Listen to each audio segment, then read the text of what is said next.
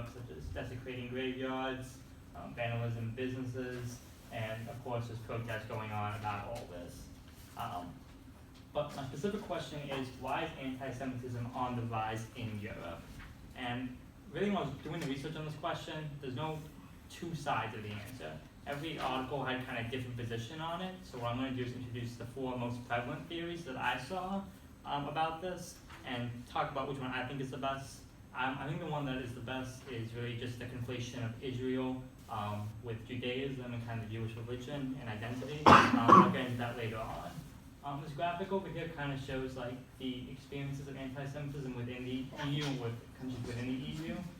And basically, like in like the last 5 years, the last 12 months, there's been a pretty massive spike in anti-Semitic harassment according to the People Survey, which is over 16,000 people. A lot of countries in 5 years over 30%. And in the last 12 months, over 20%, which is still a pretty good amount. But the first theory that I'm going to say is that there is no rise in anti-Semitism in Europe.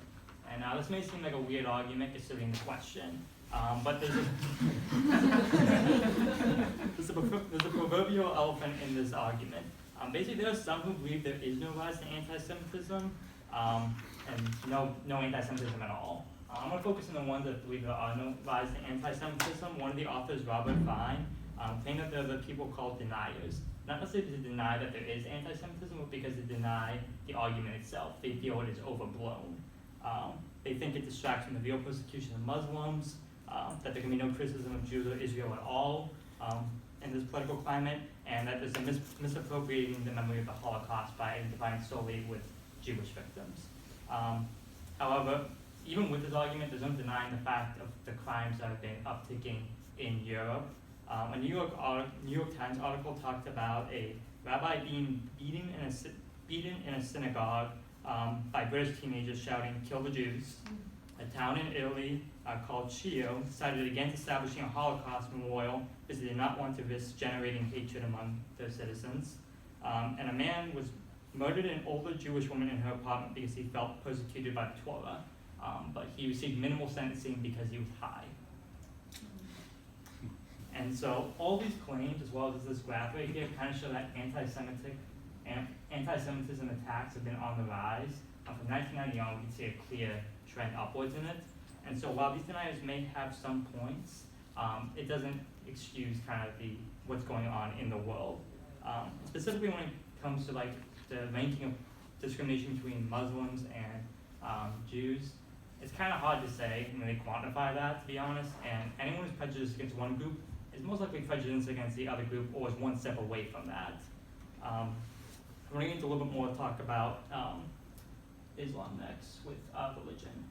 So the next argument basically is that there is a religious difference between Jewish people and Christianity and Islamic people. And this is kind of a sticking point for the tensions and the anti-Semitic rise. One of my authors, Michel Garfunkel, cites a Marcionite tradition as one of the main causes of anti-Semitism in Europe. So Marcionism, in a very brief definition, is kind of like Manichaeism, if you remember that from St. Augustine's Confessions, and basically that the Jews are evil because they believe in kind of like the corporeal and physical world with like their laws and traditions, while the Christians believe more kind of like in the spiritual world and will be kind of like saved.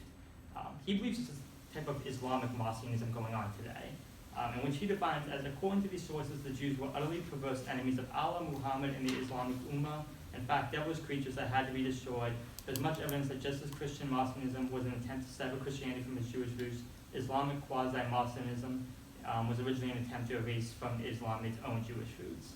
And so basically, the argument here is that they're trying to separate Judaism from Islamic and Christianity. However, he cites this tradition going back to the 2nd century AD.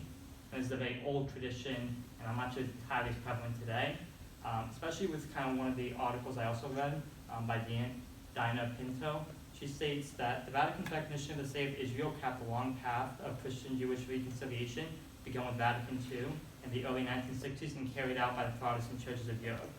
Most Jews have not realized the Copernican revolution inherent in this changed Christian attitude, which now considers Judaism not only as a positive living ongoing religion, endowed with its own internal validity, but also one empowered to shed light on teachings on a post-Holocaust Christianity.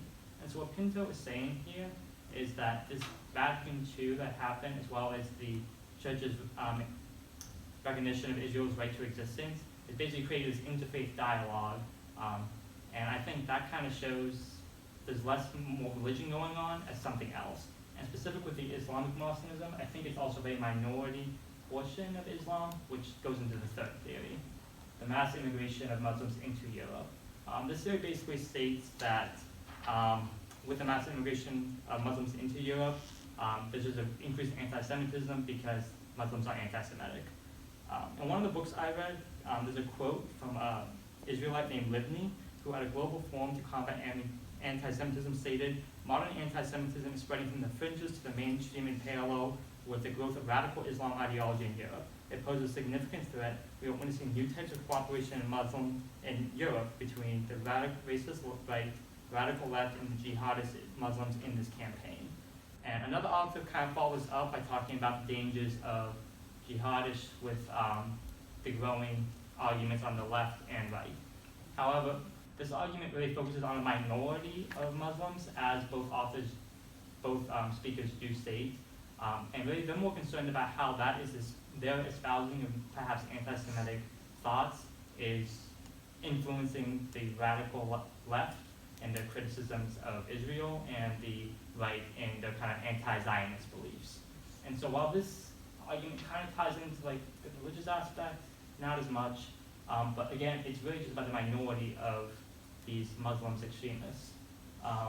And so I think the question to be asked is, why are the Muslims so angry then? And the answer is really they're angry at Israel. And so this kind of goes into the fourth theory, the conflation of Israel with Judaism. And this is kind of like the main argument I think is most prevalent, is that Israel has become conflated and equivalent to the idea of Judaism or Jewish identity.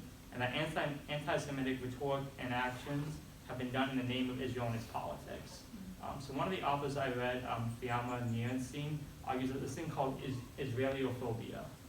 Basically, that Europe has found a way to regenerate this idea of anti-Semitism in the form of Israel, in its attacks on its politics from the left, and kind of persecution of Palestine, as well as the Zionist beliefs, as we've kind of already talked about. But the more interesting argument that I read was by Kenneth Vargas. He argued that anti-Semitism is actually an ideology nowadays. And what he basically says is that instead, the way in which Israel is treated today forms a broader ideology that parallels the historic treatment of the Jew. For this reason, the new anti-Semitism must be addressed at its psychological and ideological core. Here it is not merely about the Jew, individually or collectively, but about a way of bringing sense out of the world's chaos and responding to the traumas of social division. And so Marcus is saying that Israel and the Jewish identity have become conflated today.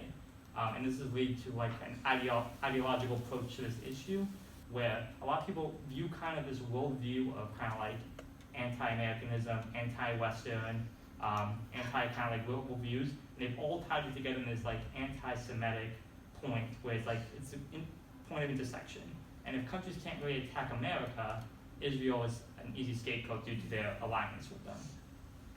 And basically, because Israel is so controversial in Europe, this has led to a lot of perhaps anti-Semitic comments and actions against them if they are conflated. And I think the example that can really be shown is actually a historical example. So one of the books I read went into a long history of Israel and Europe's histories together and how they're intertwined. It was very Jet-like in fashion, so it took a while to get through. But one of the most interesting examples was about the French President Charles de Gaulle, who wanted to have kind of a four-power conference between the U.S., Russia, Britain, and France to kind of intermediate peace in the Middle East, specifically with Israel's conflict with Egypt and Nasser. And basically, when that didn't go his way, because the UN did not vote in such a way, mostly due to Israel's influence in it, they did not want the Soviet Union or Russia to be involved at all. He stated in a press conference that the Jews are an elite, self-confident, and dominating people with large resources and money, influence, and propaganda in many countries. And this is kind of a common anti-Semitic rhetoric, but it was really due to the fact that politically, France was severing ties with Israel in this moment because they felt they were being rejected on the foreign front. They felt they were not being allowed into it, and so politically, they they went after Israel, but instead of going after Israel, he went after the Jewish people. So in this instance, back even in de Gaulle's time, we can see that there's this conflation of Israel and the Jewish identity. And because of that, and how polarized it is today, which I'm sure I could give you a whole other presentation on, with the politics of Israel and Palestine, it has led to this increase in anti-Semitism in Europe. And so all the other theories, they come back in some way, shape, or form to Israel. Those who deny anti-Semitism is on the rise, they just say it's anti-Israeli speech. And there's some instances where that's right. Not every instance of speech against Israel is anti-Semitic.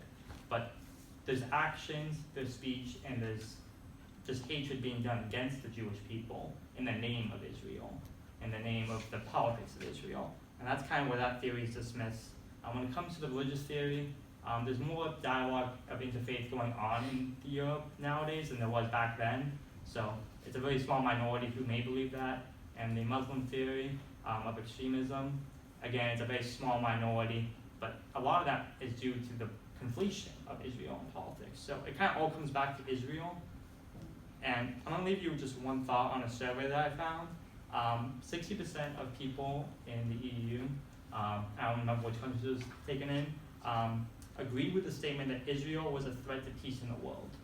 And so we can see that it's such a controversial issue in Europe where Israel basically is seen as this aggressor and enemy, where it's pretty easy to take the next logical step that this is where the anti-Semitism occurs and that this is kind of one of the driving factors behind it. And that's it.